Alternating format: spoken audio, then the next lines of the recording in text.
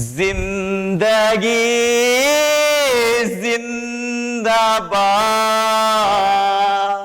नमस्कार, कैसे हैं आप लोग?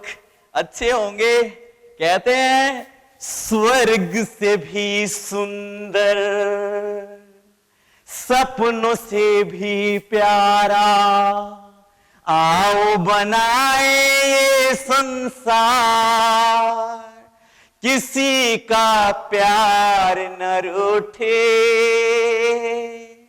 किसी का ये संसार न छूटे, किसी का प्यार न रूठे, किसी का ये संसार न छूटे। संसार के दुखों को देख करके संसार को छोड़ा था एक राजकुमार ने, और उस दुखों का समाधान दे गए, और वो बुद्ध कहलाए। कहते हैं बुद्ध के जन्म के पश्चात जब आसित मुनि आए और चारों ओर उनका चक्कर लगा रहे थे हाथ को जोड़ करके, तो बुद्ध के पिता सुदोधन पूछते हैं कि मुनिवर, मुझे यह समझ में नहीं आ रहा है कि आप इस छोटे से बच्चे का चक्कर क्यों लगा रहे हैं। तो आसित मुनि कहते हैं, मैं पूरे ब्रह्मांड का चक्कर लगा रहा हूं। आपका ये बेटा जीवन के हर युद्ध को जीतेगा। ये तलवारों वाला युद्ध नहीं, ये भावनाओं का युद्ध जीतेगा। तलवारों से तो कुछ राज्य जीते जाते हैं, तुम्हारा बेटा प्रेम से मन जीतेगा, लोगों का दिल जीतेगा। तलवार से तो राज्य की सीमाएं बदलती हैं, तुम्हारा बेटा प्रेम से पूरा युग बदलेगा, पूरा युग बदलेगा। भगवान बुद्ध जो प्रेम संदेश दे गए, वास्तव में युद्ध के विराम के लिए उनके संदेश आज भी प्रासंगिक हैं। बुद्ध कहा करते थे, युद्ध कभी भी किसी चीज का समाधान नहीं हो सकता है। वहीं रूस के महान लेखक लियो टॉल्स्टॉय, जिनकी प्रसिद्ध पुस्तक है वॉर एंड पीस, अर्थात युद्ध एवं शांति, लियो टॉल्स्टॉय के जीवन से काफी प्रभावित हुए थे, उनके विचारों से काफी प्रभावित हुए थे महात्मा गांधी भी, और उनके नाम से दक्षिण अफ्रीका में टॉल्स्टॉय फर्म की स्थापना भी किए थे। लियो टॉल्स्टॉय तो यहां तक कहते हैं कि लव इज लाइफ, प्रेम ही जीवन है। और वास्तव में इस जगत में प्रेम ही बढ़ना चाहिए, क्योंकि प्रेम से ही शांति और खुशहाली जगत में आएगा। युद्ध से तो केवल नुकसान, क्षति, अशांति और हर तरह के, जिधर से भी देखिए तो पता चलेगा कि क्षति ही क्षति नजर आती है। अगर हम युद्धों के इतिहास को देखें तो इतिहास के पन्ने युद्ध की कहानियों से लहूलुहान है।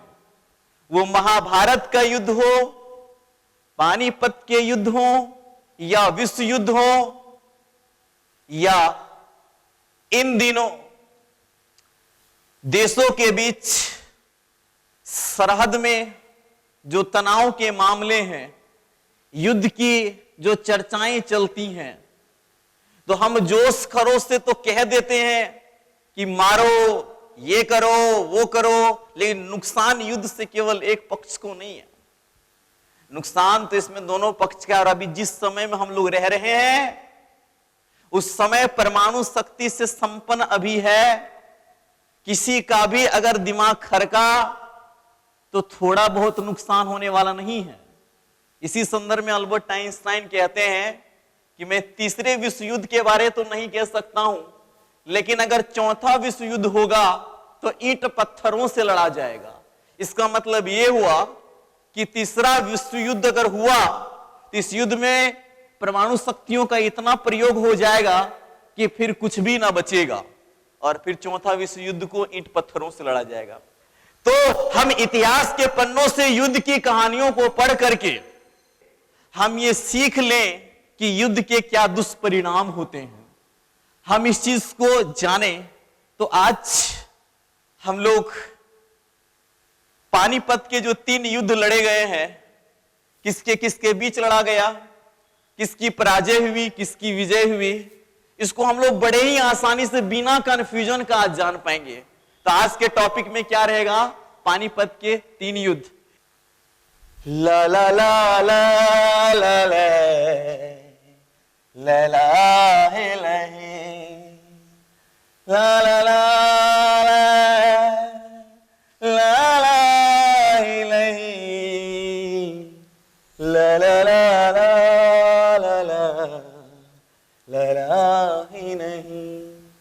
पानीपत का युद्ध, ध्यान देना है, इसमें जो पानीपत लगा है ये स्थान का नाम है।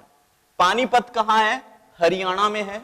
देखिए ना कितना विषम अर्थ ले रहा है।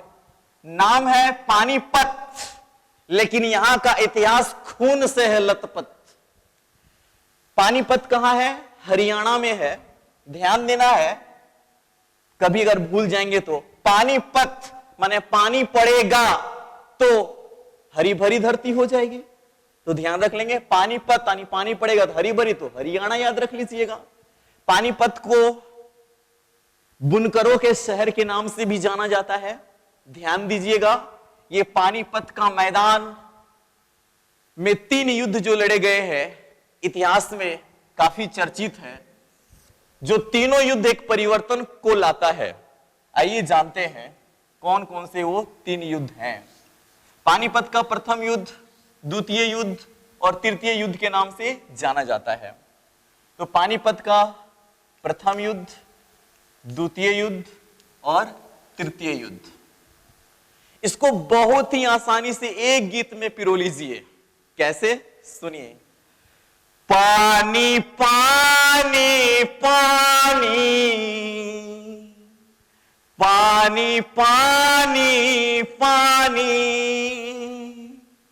26, 56, 61 की कहानी।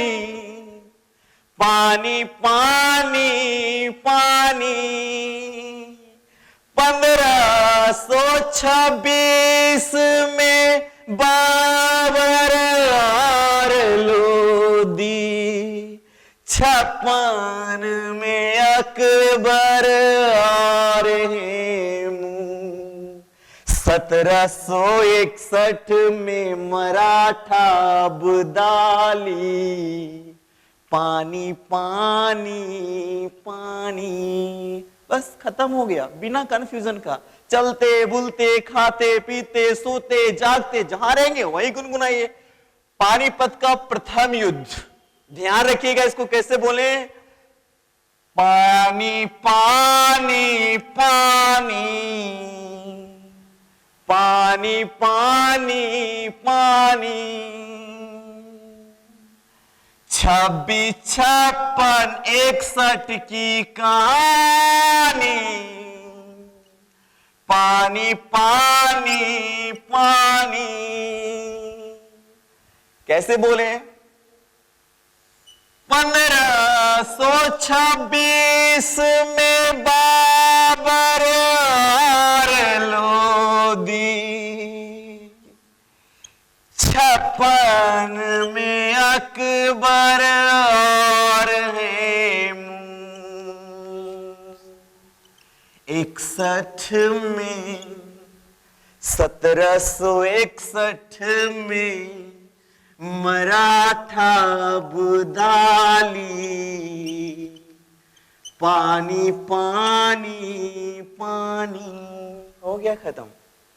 अगर इसे बाय डेट याद रखना चाहेंगे तो पानीपत का प्रथम युद्ध 21 अप्रैल 1526 ईस्वी को लड़ा गया था।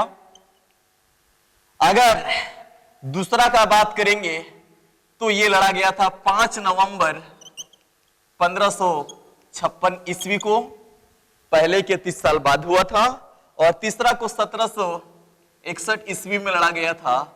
अगर बाय डेट ध्यान रखेंगे तो 14 जनवरी को लड़ा गया। हम लोग इस गीत के माध्यम से यह भी देख पाएंगे किसके किसके बीच लड़ा गया। इसमें जीत हुई थी बाबर की, इसमें अकबर की, और इसमें अहमद शाह अब्दाली की। इसके बारे में थोड़ी सी जानकारी ये जान लीजिए कि पानीपत के प्रथम युद्ध में बाबर की विजयी होती है और मुगल वंश का स्थापना होता है। लोधी वंश का समापन के साथ ही दिल्ली सल्तनत का काल समाप्त हो जाता है। इब्राहिम लोधी दिल्ली सल्तनत का एकमात्र सुल्तान था जो युद्ध भूमि में मारा गया। ध्यान यह रखना है, पानीपत के प्रथम युद्ध के विजय के साथ ही मुगलिया साम्राज्य का स्थापना यहां हो जाएगा। दूसरा में मुगलिया साम्राज्य का स्थायित्व आएगा, और तीसरा पानीपत के युद्ध में मुगलिया साम्राज्य का पतन होना प्रारंभ हो जाता है, समापन होना प्रारंभ हो जाता है। यानी तीनों मुगल इतिहास के काल का परिवर्तन का परिणाम है ये तीनों युद्ध। ध्यान देना है, पानीपत के प्रथम युद्ध के बारे में एक बहुत ही महत्वपूर्ण चीज जान लेना है कि बाबर मात्र 12,000 सेनाओं को लेकर के बाबर ने बारूद का प्रयोग किया था इस युद्ध में, और दिल्ली सल्तनत के सुल्तान इब्राहिम लोदी को, इनका पूरा नाम क्या था, इब्राहिम लोदी, को पराजित करते हैं, और पराजित करने के साथ ही मुगल वंश का स्थापना करते हैं। पानीपत के प्रथम युद्ध को प्रत्यक्ष देखने वाले सिख गुरु थे। प्रथम युद्ध को देखे थे प्रथम सिख गुरु नानक ने। कभी कभार परीक्षा में पूछता भी है किस सिख गुरु ने पानीपत के प्रथम युद्ध को प्रत्यक्ष अपने आंखों से देखा था, तो याद रखेंगे प्रथम सिख गुरु ने ही, गुरु नानक ने ही देखा था। पानीपत का दूसरा युद्ध, हेमू सूर साम्राज्य के आदिल शाह सूरी के प्रधानमंत्री थे। हेमू हरियाणा में जन्मे थे, मेवात में, और अपने कुशलता के बदौलत इतने उच्च पद पर पहुंच गए। और हेमू ने देखा कि हुमायूं की मृत्यु हो गई, तो दिल्ली पर चढ़ाई कर लेते हैं और दिल्ली पर अपना साम्राज्य स्थापित करते हैं। हेमू, याद रखिएगा, दिल्ली में बैठने वाले अंतिम हिंदू शासक थे, और अकबर ने दिल्ली पर अपना आधिपत्य स्थापित करने के लिए अपने संरक्षक बैरम खां की मदद से पानीपत के दूसरे युद्ध में हेमू को चुनौती देते हैं। हेमू इस युद्ध को जीतने ही वाले थे। हालांकि अकबर इस युद्ध में पानीपत के मैदान में दूर खड़े देख रहे थे, तो हेमू मानो इस युद्ध को जीत ही लिए थे। हेमू, याद रखेंगे, ये मध्यकालीन भारत के ये नेपोलियन के नाम से भी जाने जाते हैं। वैसे भारत के नेपोलियन बोलता है तो क्या होता है हम लोग का उत्तर समुद्रगुप्त, लेकिन अगर बोलेगा मध्यकालीन भारत के नेपोलियन तो उत्तर आ जाएगा कौन, हेमू, जिन्हें हेमचंद्र विक्रमादित्य के नाम से भी जाना जाता है। हेमू 22 युद्धों को लगातार जीते थे, और इस युद्ध को भी जीतने वाले थे, पानीपत के द्वितीय युद्ध को भी जीतने वाले थे, लेकिन एक तीर एक आंख में आके लगा और वो गिर जाते हैं, बंदी बना लिया जाता है, और इस तरह से ये युद्ध अकबर जीत लेते हैं, और हिंदुस्तान में मुगलिया सल्तनत का स्थायित्व यानी असली बहाली समझिए इस युद्ध के बाद होता है। पानीपत का तीसरा युद्ध के संदर्भ में जानना है कि मराठा के तरफ से, उस समय मराठा साम्राज्य के छत्रपति थे राजाराम द्वितीय। ध्यान देना है, पेशवा थे बालाजी बाजीराव। तो बालाजी बाजीराव ने पानीपत के तीसरे युद्ध का नेतृत्व सौंपा अपने चचेरा भाई सदाशिवराव भाऊ को, और अपने पुत्र विश्वास राव को। और अहमद शाह अब्दाली अफगान शासक था। पानीपत का तीसरा युद्ध मराठा और अहमद शाह अब्दाली के बीच होता है, जिसमें विजय अहमद शाह अब्दाली की होती हैं। और इस तरह से एक सबसे महत्वपूर्ण प्रश्न बनता है कि तीसरे पानीपत के तीसरे युद्ध को किसने प्रत्यक्ष देखा था? तो काशीराज पंडित ने प्रत्यक्ष देखा था। तो इस तरह से पानीपत के 3 युद्ध हम लोग बड़े आसानी से जान पाए। हम लोग कैसे जान पाए? पानी पानी पानी 2656 की कहानी। बाबर द्वारा लड़े गए युद्धों को याद रखने का बड़ा आसान सा गीत जिसमें पिरोया जाएगा, वो प्यारा सा गीत सुने होंगे। बाबा जुआ खेलन तो कहाँ गेले आना, बाबा जुआवे में काची तू हारी आना। इसी गीत पर पिरोए हैं जो बाबर द्वारा लड़े गए युद्ध है।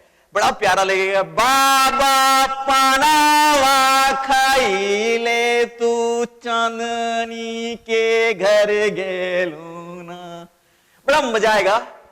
एक एक पॉइंट। फिर दिल्ली सल्तनत के सभी वंशों को याद रखने का तरीका है, बहुत अच्छा समझ जान पाएंगे। गुल खिलाया तूने तूने तूने, हाँ सलाम रे